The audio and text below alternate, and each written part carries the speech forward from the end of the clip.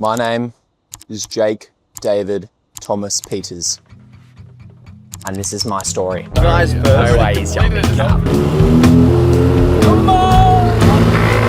Baby! For those that don't know me, I'm 21 years old from Australia. I was a nobody. Speak your bleeding heart, help me understand. I was just an average kid pursuing his goals, and those goals turned into reality. The way I am.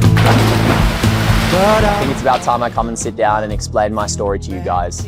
Explain my story from start to end, how a 21-year-old from Australia has completely resided from his home country, moved abroad to Dubai with his business, leaving his family, friends, loved ones behind to chase this new dream of entrepreneurship, chase this new life that he knows what's possible, but still yet so far away. I'm going to explain today how at 21, I've scaled my business from 0 to 200K AU profit we did last month. In this month, we've already done 150K, and it's only the 23rd of the month. And we've all done that in the last 5 months. So I'm gonna show you what it takes. I'm gonna show you how I, at 21, have been able to take myself here alongside my business partner. I'm just gonna give some context into my life, what I'm doing into Dubai, and why I have these goals and ambitions at such a young age, and what is my real mission? That's one thing that I've been asking myself a lot lately. What am I doing it all for? The more money that I make, I am recently finding that it's not fulfilling me as I thought it would.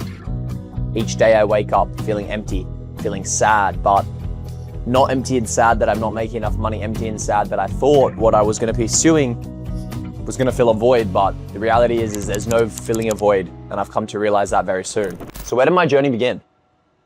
Well, my journey began back in a small town, Sydney, Australia, called Avalon, where I basically grew up driving boats, living by the water, fishing, spearfishing, and just enjoying kind of my everyday life. From a young kid, I never really was, as cliche as it sounds, I was never really into the societal norms. I don't drink, I don't smoke. I don't really go out too much other than to meet with my clients, liaise over a nice steak. But the more that I realized that I thought that was a weakness and that set me apart from society, I realized that it was my biggest strength. Why? But my biggest strength was not to be compelled by what other people were doing and to just go my own path. And I attribute a lot of that success to why I'm here today. The more that I ask myself what has taken me here and what was there a catalyst moment in my life, well, it all starts with my grandma. I had a grandma and her name was Mauda, and from an early age, I saw what success was like. She was quite successful, but she worked her heart out. She was a single mother to my dad, Craig, and she basically spent her whole life working. At 65, she died from a heart attack, and it was a hard lesson to learn at the time. I was only young, but we formed a quite close relationship. And it made me look at life from a different perspective. A different perspective of why have such delayed gratification and pursue this continuous life of yours until you hit 65 and then you realize, hold on, this life isn't for me. And then sadly, she passed away after not even being able to reap the rewards of the fruits of her labor. And so that was one instilling moment in my life that made me realize, okay, potentially I need to pursue the goals that I have at a young age. Growing up, I was fine. I got a good ATAR. For those that don't know, ATAR is just like what gets you into university. High school, I was completely fine. I was with the cool kids. Nothing really set me apart. I had a pretty good life, to be honest. My parents are I'm very fortunate for the bringing up that my parents gave me. I'm not going to take that for granted. I was able to live at home. I was always able to eat whole foods. I'm very fortunate living from a young age, but one thing that I believe set my trajectory at a young age was COVID. COVID really played a detrimental part to my life, and why?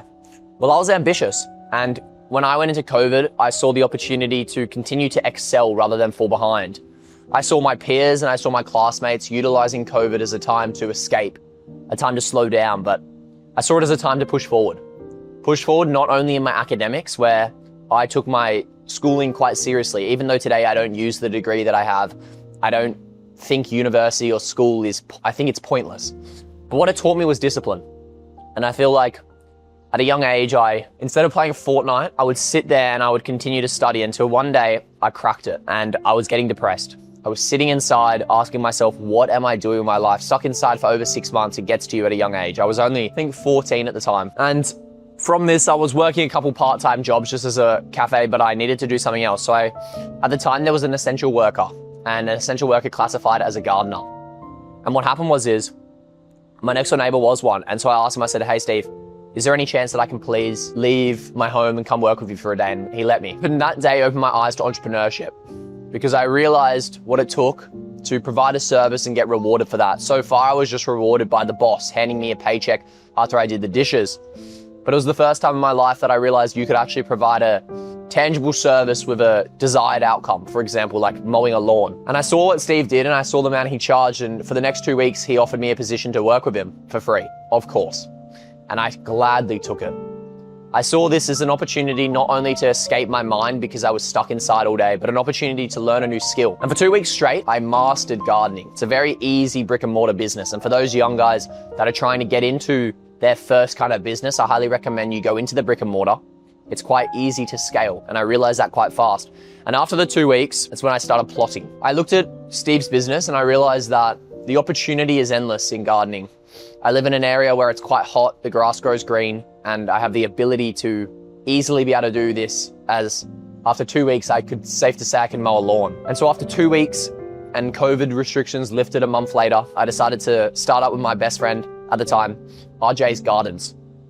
And it was good. It was my first taste of entrepreneurship. Why? Because we had to source clients. We had to do the job. We had to deliver. We had to get insurance. And I think I was 16 at the time. We did quite well. It was doing quite well. I would say 3 to 4K per month Australian. And for a 16-year-old, that was quite decent. Now, over this period, I was also quite located quite close to the water. Again, I'm very fortunate with my family. I'm not going to take that for granted. And what happened is I got a job at this local marina called Creole Bay Marina, where essentially I started working on the water, driving boats. Again, this was my next taste of entrepreneurship, because soon, fast and quickly, I scaled up from deckhand to maintenance to general manager at this facility cafe kiosk. It was no big deal. It was basically just like working at a cafe, and I was just making coffees. But again, that taught me a level of responsibility at a young age, managing a team, looking after the operation, making sure if anything did fuck up, because I was dealing with fuel, I was dealing with flammable like liquids, that it was on me. Again, these little things taught me levels of responsibility that I truly attribute my success today. After that, I was slowly building out the gardening business, which then led me to obviously continue on in the marine industry. And the marine industry I developed a quite strong passion for. I loved the marine industry. I saw it as the marine industry is underslept. If you are wanting to earn quite a bit of money at a young age and travel the world, then the marine industry is there. And I saw that as my opportunity. And so along this time, while I was also doing my HSC and while I was also pursuing school, I was working on the gardening business. Me and my business partner did separate, and there was no bad thing there, but I continued to continue on the business. It continued to scale, and I continued to hire employees. And I got to a point where I had around 4 to 5 employees. I had a work ute, and I was doing quite comfortably as well. I was at university. I was at high school, which allowed me to study. I did do an accelerated course, which again was another pivotal moment in my life. Getting the opportunity to do 1 HSC degree early really allowed me that sense of authority when someone told me I couldn't. Because for so long, I was getting told I couldn't. You couldn't do this. You were too young. You couldn't be here. Okay, you're unprofessional. All of these little attributes just drove me a bit further. And over time, I got into the degree, I learned, and I grew my business, and I continued in the marine. Fast forward to the last year of high school, what happened is I was working at the marina, and I got to a position where I was like, okay, I'm going to go all in on this marine industry. And the next level up from where I was currently working was to get a job on the ferry service, which was the local ferry service around my area. And one day they pulled into the marina, and I asked them, I said, hey, look, I'm looking for a position. And they were saying, look, yep, let's do it. That required me to get my deckhand course. And for those that don't know, that's just essentially, it gives you the ability to work on these larger vessels. And so I got my deckhand course, and I instantly got a job at this role on this deckhand service at 17, 18. And I was amazed. Why? Because to get a job in this current industry, again, you're not supposed to be that young. It's quite hard. I was on quite a good salary straight away. Like if I went full time, I was going to be straight on 80K a year. And again, this was just another pivotal moment in my life that I'm only telling you this just to paint the picture to why I'm here today and what's kind of attributed to my success. But again, this taught me hanging around older crowds. I was managing this now. I had this new position. I was still in school, still trying to get a good ATAR, and I was still managing my guarding business. Fast forward to the HSC. I did quite well. I got a 90 ATAR. I got into my university called Early Entry. I, of course, applied to do business, but something wasn't filling the void. Something was not filling the void, and I couldn't put my finger on it. Every single day I woke up with pain. I woke up with so much frustration that I was doing well, but I still didn't feel like I belonged. I didn't feel like the purpose and the passion that I was putting into this every single day was getting me any reward. And so I decided to defer university. And what happened was is in this period, after deferring university, I decided I'm going to go all in on marine industry and all in on my gardening business.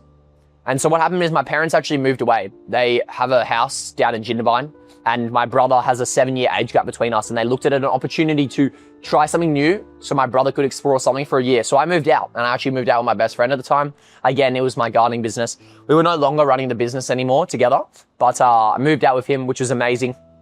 And again, this was another pivotal point that just caused quite a bit of pressure. I now had bills. I now had responsibilities. I now had a team to pay. I now was working. And alongside, I decided to study. So I decided to study to get my Master 24 and my Engineering 1. And in this process, what happened is I developed this very regimented routine of wake up, train, work, go to bed every single day. And I did that for a full year. And I don't know what was in my head, but at the time I felt this sense of guiltiness that I was going to, if I didn't work and if I didn't pursue my goals, I wasn't going to succeed. I isolated myself. I didn't see my friends. For a full year, you can ask them, I didn't go out. I didn't drink. I just focused on this one mission. Now, to get my Master 24, for those that don't know, it gives me the ability to drive up a 24-meter vessel inside Sydney, Australia. And I had to get my Engineering 1, which again allows me to operate the vessel and kind of command it. And what happened in that period is that was quite an intense period because I was at such a young age. Again, limiting belief. I got told so many times, no, Jake, you couldn't. Even my instructor, who I went for the test with, said, wow, how are you going to be able to manage a 220 person vessel at 20 years old? I mean, at 19 years old. But defied all odds, I did fail. Yes, I did fail. Again, another pivotal point in my life. I failed the exam, but I didn't give up. I went again and I passed. And at 19, I got my captain's license, which was a huge, huge limiting belief that was broken for me. And again, I attribute a lot of these successes just to these little limiting beliefs. These limiting beliefs that I have been told so many times that I couldn't do, and I kept defying the odds. And as I grew and as I scale, I landed a job on a ferry service called the Zephyr Charters, and I started captaining at 19, which again was something that I had to overcome. I was extremely scared, extremely nervous that this opportunity, this ability for me to be responsible of a vessel if something ever did go wrong, it was on me. I continued through my gardening business and I continued living out of home, but I slowly started to burn out. And that emptiness of void became bigger and bigger. I tried to fill it with training. I got into Ironmans, I got into triathlons, I got into the gym, I got into running, and every single day I would wake up, 4 a.m., go for a run. I would come back, I would work on my business, gardening business. I would make sure the team was set. I would go to my 9 to 5. Again, I picked up full-time working now. I would come home, I would go to the gym, and then I would go to bed. And I was doing well. I was doing quite well. I was doing around anywhere between 5 to 10K every single month. And at 19 years old, I was doing well. I had around 100K in savings. I was doing well. And then I got to a position where, again, this void was opening up and I was stuck and I couldn't get past this void. And so what I did is I decided, you know what? I'm done. I'm done with the gardening business. I can't do it anymore. I sold everything. I sold all the tools. I sold the business, and I, at 19, was doing quite well. I sat on all this money and I sat down and I said, you know what? I'm going to move back home. My parents moved back home and I'm going to go to university. And that brought me to my next chapter, university. University was good. I had a really close friend that we went to every single day. We shared the same vision together, but the vision wasn't university. It was what university brought, which is what I bought into. I was bought into the lie that you could go to university and you learn the skills to start your own business. And that's what I found passion for. But as I went to university, I was studying business and I realized that learning accounting and learning this was actually, again, just another high school trap. It was teaching me nothing. It taught me nothing. I don't use a single thing that I learned in high school today. My dyslexia gets the best of me. I'm bad at English. I can do some maths, but I don't need to. I run a 6-figure business now and I just have an accountant that does it for me. And it got to a point where this void that I keep referring to became so empty. I became so lost and so upset. Every single day, I just woke up and I would just ask myself, what is this point of this life? What am I doing? What am I pursuing? And I needed a change. I needed a change. And so what better best go into is learn one of the 3 fundamental skills. I got into reading and I started investing. Started investing at a young age, which is pretty cool. If you haven't seen my podcast, I used to do a finance podcast, but that's a topic for another day. That book led me to reading Get Rich Quick, Rich Dad, Poor Dad, and a few other books that, again, I attribute my success to today. And it showed me 3 fundamental skills: sales, marketing, operations. I knew nothing. So what I needed to do is I needed to pick one skill, and I picked marketing.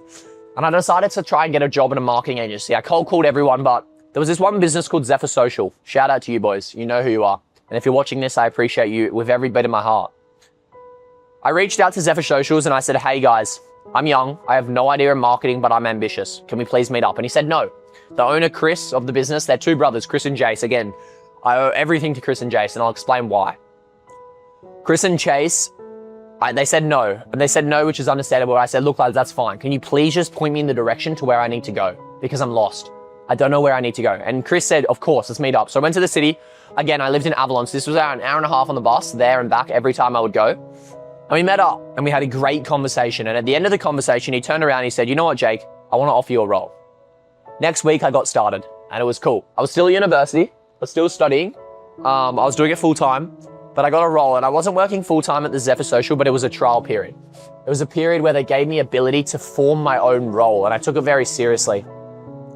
I started going to the city 3 times a week, Monday, Wednesday, Friday, and it was epic. I got to be amongst high-level founders. I got to operate in a new business that was new to me.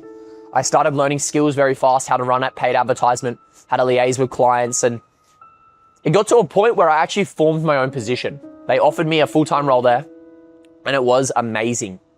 It was amazing, but again, for some reason, and I just can't pinpoint what it was, but I think it's just that entrepreneur journey. Building someone else's dream just never, I finally realized, sat right with me. The thought of having to work for someone else, even though that someone else was my best friend now, Chris and Jace, I just caught up with them in Bali. They're amazing founders. They do very, very well.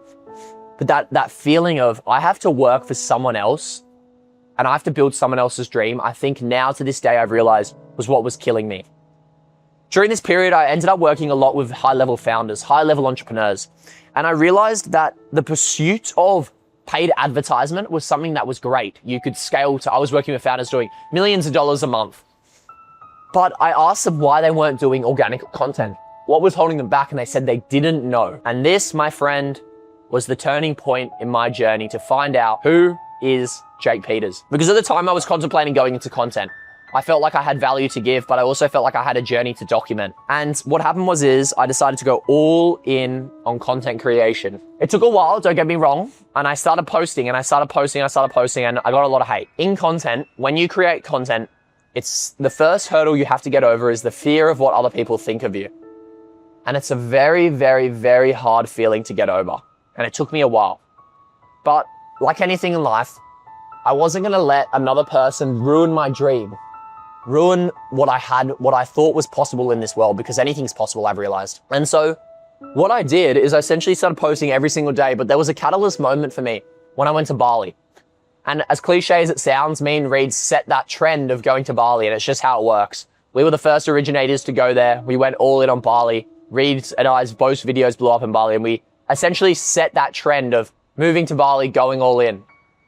But I didn't move to Bali first. I went there on a holiday, and at the time I had a close friend to me, and he told me, Jake, you're embarrassing me. And it hurt, man. It hurt. It hurt enough that it made me stop. Again, the content was filling that void at the time because it was something that I was pursuing. It had no desirable goal. I didn't know I was going to get here today. I knew I started content for a business perspective, but it wasn't going to get me there, and I didn't know exactly where I was going to take it. But what happened was I stopped, and that void came back. And after sitting with my feelings for a couple months, I realized that, you know what? Again, this is my life. I'm going all in. Now, I'm not going to touch on it too much, but in this period, what happened is I did have a huge family event that did set my real cadence on life. What is life worth? And one day I woke up to my brother knocking on the door screaming. It was a Monday and he was screaming in the camera. And it was my dad, and I walk out there and my dad was on the floor and he was having a seizure. And it was a very, very eye-opening experience for me. I say to this day that I'm very cold in a way. I don't let a lot of things get to me, but that definitely got to me. Seeing your dad on the floor having a seizure, not knowing if he was going to make it that night, having to sit next to him as he had a stroke and his heart stopped was, it was definitely an emotional feeling. It's making me feel emotional right now, but it taught me a huge lesson, and it taught me a lesson of how valuable life is, because my dad was the same as his mum. He's pursued a life extremely hard his whole life. He's gone hard, so hard his whole life, but he's done well. He's built his own businesses, but he's not done amazing. And what do I mean by amazing? He's extremely satisfied, but he still has to work. He still has to pursue things that he doesn't want to do on a day-to-day basis. And I know that. And so that was a massive, massive, massive eye-opener to me that I needed to chase my dreams now, because otherwise I'm going to end up in that similar situation. And to watch my dad almost die to the same thing that happened to my grandma, I wasn't going to let it happen to me. So I went all in. I went to my marketing agency, Zephyr, and I said, hey, look, lads, I'm going to go all in. Can I please move my position online? And they said yes. And I went from working in person to working online. Now at 20 years old, I quit university. Well, I deferred university and I went all in on this dream. I packed my bags and I moved over to Bali. I was making $400 a week, but this is where Reed Seton comes into my life. Now, Reed Seton, for those that don't know, he lives in Collaroy and I live in Avalon. It's about a 20-minute drive. We didn't know each other at the time. We didn't know each other. He's 24, I'm 21. So the age difference definitely, we didn't correspond. And I live in an area that's a bubble, where Reed lives outside of the peninsula. And so essentially what happened is we had a close mutual friend, Sammy Johnson, that at the time when I was creating content, Sammy was like, yo, there's another guy. And there wasn't many people in my town. There's still not many people in my town. It was me, Finn, and Reed Kwong. So Finn Kwong, Reed Seton, and me, right? Who were creating content. And I told Reed, and I was like, and Sammy was like, yo, Jake, you need to meet up with this guy. He's creating content. So I messaged him. I said, hey, bro, let's link. We both had the same goals. I can tell. Let's meet up. And so we did. So at 4 a.m., I drove to his house and I picked him up and we drove to Bondi to create content, because at the time it was this trend. It was this trend to go and pursue content creation in Bondi. Alfie Robertson, again, was a huge pivotal point in my journey. Alfie, I looked up to him. I started content also because he inspired me. And so now I was facing this friendship that I never had before, of someone who had shared desire and goals than me. And for the first time in my life, I made a great connection. Now, of course, like anything, me and Reed are the same individual, very similar. We're only sorted on our goals only. And so what happened is me and Reed went to Bali before me, and then I decided to follow in his footsteps. And I went to Bali and we moved into a house together. Me, Urban, Charlie Brown, and Reed Seton. And it was great, but I was on my own mission. And every single day I would wake up 4 a.m. Again, I kept the same routine. I would wake up at 4, I'd go for a run. But instead of pursuing someone else's dream, I pursued my own. And it was the first time in my life that I had the ability to go all in on my passion, go all in on my dreams. And I saw what it took to actually put myself first for once. I was working 3 days a week at a marketing agency, earning $400. Shout out to you, Chris and Jace, if you're watching this. I did jack shit. And you guys know, I did nothing. I was just pursuing my goals and earning a wage. And that's all I needed, man, to go all in. I joined a community called Amplify. Again, it was the Alfie Robertson at the time. And the reason why I joined it was very strategic. What happened is I was going so hard on content that I started to build momentum. I started a series documenting my journey to 50,000 followers. And I could tell in my bio, it said documenting and proving anyone can grow online by being real. And what happened was I went all in and the account was building, it was building. And I messaged Alfie, and at the time, Alfie Robertson, if you're watching this again, you're a big inspiration to me. And I was like, you know what? I'm going to join this guy's community, not because I want to learn from what he has, because to be full honest, I kind of know more than he knew at content creation at the time, but I wanted to be connected. I wanted to be connected to that next level up, those like-minded people, because they were doing what I wanted to do. Fast forward to joining, I sent him a message once I did join, and I paid half, and I said, hey bro, I'm in the community. When I blow up, let's do it. A week later, I blew up. I had a reel that got me 10K followers overnight, and everything changed after that. Everything changed. Why? Because my following was documented. So you're either in content creation, you're either documenting the journey, or you're an authority giving education. I wasn't in the authority position yet. I was just documenting. And I had started to build this cult-like audience who were bought into my dream because, again, I was one of the founders, like people to go away, move, create content. So people were bought into the vision. And so what happened was I started to build this cult-like following. And when I blew up, it just blew up my whole page. I had one video, it didn't even do that well. It did like 500K views, which on Instagram, if you guys post, it's quite high, but it's not amazing. That video got me 22,000 followers from one video of 500,000 videos. And it was a minute-long storytelling video, which is absurd. You don't see that happening.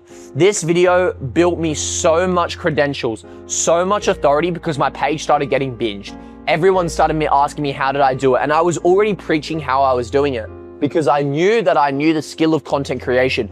I was pursuing it every single day. I was tracking the metrics and data of every single video. I was waking up, I was going to bed. I was spending 4 to 5 hours every single day creating content because that's what I thought was going to get me towards my goals. And I loved it. I fucking loved it. Of course, Alfie Robertson hit me up after that and he offered me a job. I went straight onto $5,000 a month and I built out a course inside his community, Amplify. That solidified everything for me because I went from $400 a month, not making anything online, to making $5,000 a month, being completely safe.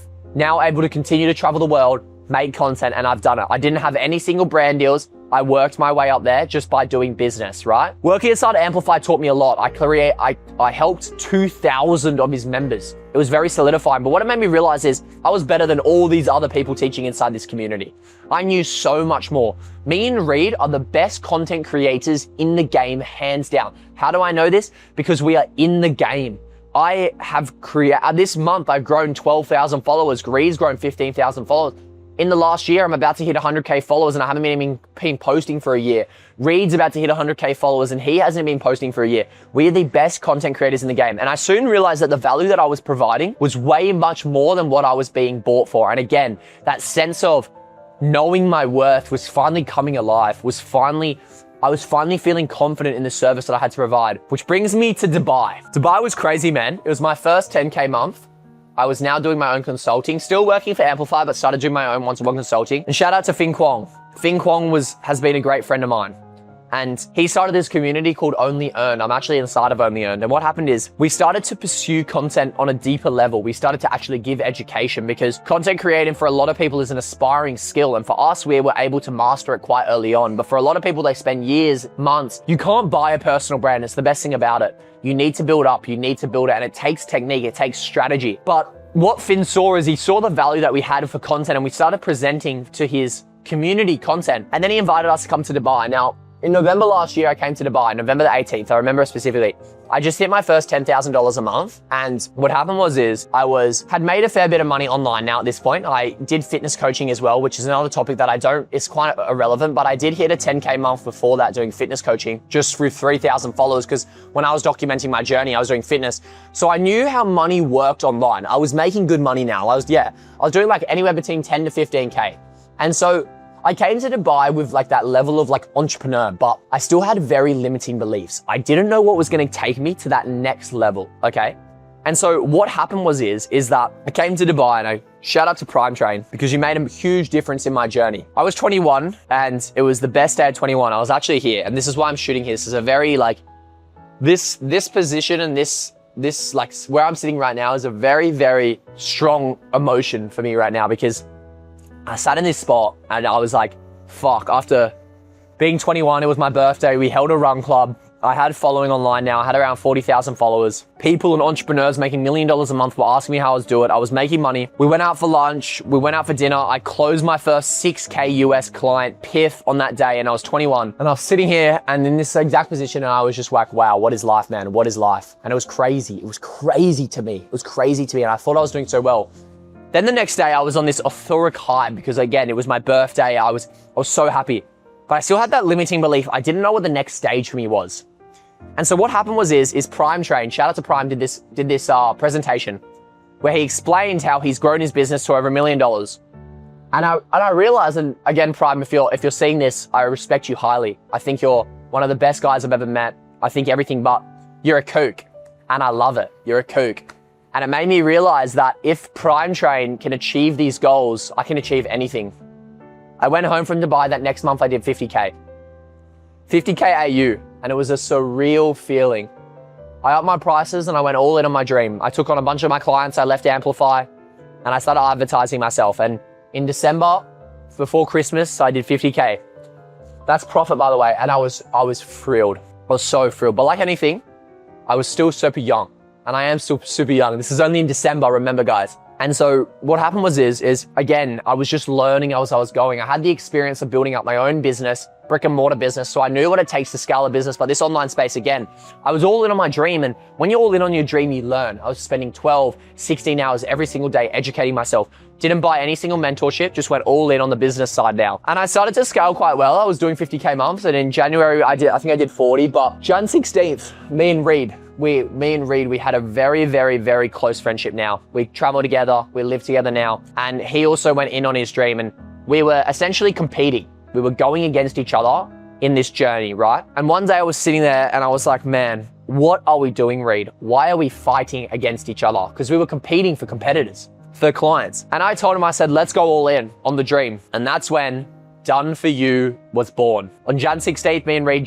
started Done For You. Essentially, I'm not gonna get into it. If you wanna know how Done For You works, go watch the Brand Suite Method video. I'll link it here on the YouTube, but we went all in. I built out this foundation framework, which we call the Brand Suite Method, and we went all in. We moved all our one-to-one clients into this community, and that first month we did 20K, so 10K each, which again, wasn't that good because I just hit a 50K month in January, but the next month we did 40K, which was amazing. Now we were solidified. I knew what we had to do. I knew what it took to scale. I knew what organic content was. I had the system, I had the implementation. Next month we did 100K, AUD, by the way, and that was crazy. From Jan 16th to March, we did 100K in March, and it was a huge, surreal feeling to me, having gone from $400 a week to 100K in 30 days. And that's when I knew I was onto something. Why? Because I wasn't just signing your everyday people. I was signing creators from zero, and I was signing creators with 500,000 followers wanting to make money online. And that's when I knew that this opportunity, it was gonna be amazing. Next month, we did 150K. The month after, we did 200K. This month, we're gonna do 300K, okay? So that's just to give you a bit of numbers. I don't talk on numbers to speak anything. Like this morning, it's 6:51 a.m. If I open up my account, we've got 11,000 USD payment I've already made this morning, and it's 6:51 a.m. So that's just to show you the authority there. It's not to be a guru, it's just to show you what's possible. But then in this period, I'm growing again. This is very, very new. And we started to scale. I started to scale founders. I started working with a few clients one-to-one, built out my community. The Done For You community now has 200 members. I've scaled a founder from 0 to 300K per month. I've scaled a client from 0 to 150K followers in 3 months. And it's amazing, man, which brings me here today. I feel super blessed for 2 reasons. One, that I didn't give up on my dream. I've continuously see a pattern now where I just go for it and I go all in and I take the chance and I take the risk. It's gonna succeed. I moved to Dubai for obviously business reasons. Australia doesn't foster connections. if I want to hit $1 million a month, I need to surround myself with like-minded individuals. My business is an online business. It made no sense for me to be in Australia. So I'm now fully resided from Australia. I've relocated back to Dubai, and I'm about to go to Europe in the next 7 days to pursue the European life. And I'm just very blessed. I'm very blessed, guys, that I didn't give up on my dream. I'm very blessed that you guys watch these videos. And I'm very blessed that I just kept the dream alive. I promise you, I received so much hate. So many people told me I couldn't do it. So many people told me that I wasn't going to be successful. The dream of yours wasn't going to be alive. And this all just started with this iPhone.